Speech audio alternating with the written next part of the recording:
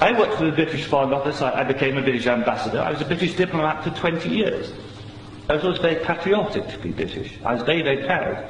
I remember when I first became a British ambassador and first went out in my own flag car with the Union Jack flying on the front as the ambassador, you know, I had a lump in my throat. It was a proud moment for me.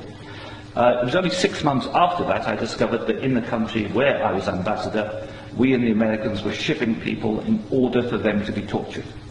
And some of them were tortured to death. Now, as you may imagine, my worldview changed.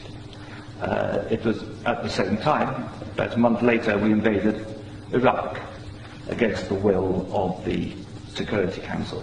Not just without permission of the Security Council, but in the full knowledge that if it had gone to the Security Council, we would have been voted down. And I, as a British diplomat, saw all the internal memos that went through that decision.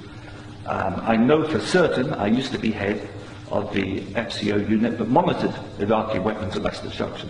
But I know for certain, I can tell you, that they knew there weren't any. It wasn't a mistake, it was a lie.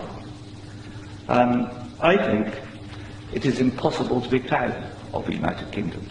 I think when we invaded Iraq, we did to the United Nations what Hitler and Mussolini did to the League of Nations.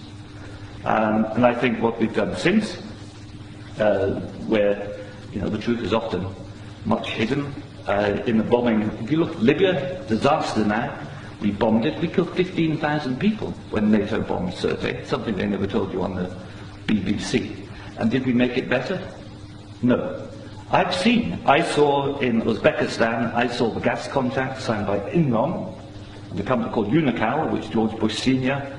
was on the board, to dig out gas pipelines from Uzbekistan and Kazakhstan over Afghanistan down to the Indian Ocean. That was actually what the Afghan war was about. They'd actually had talks with the Taliban and Unocal to see if the Taliban would provide pipeline security.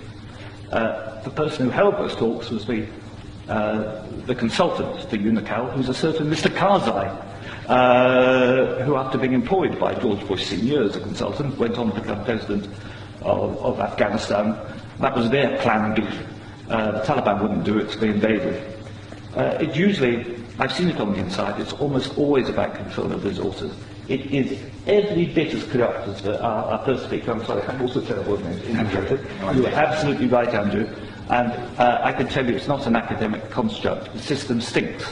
Westminster stinks. The British government is deeply, deeply immoral. They don't care how many people they kill abroad if it advances them. And anybody who votes no is voting to support a psychologically flawed, a pathological state, which is a danger in the world, a rogue state, a state prepared to go to war to make a few people wealthy.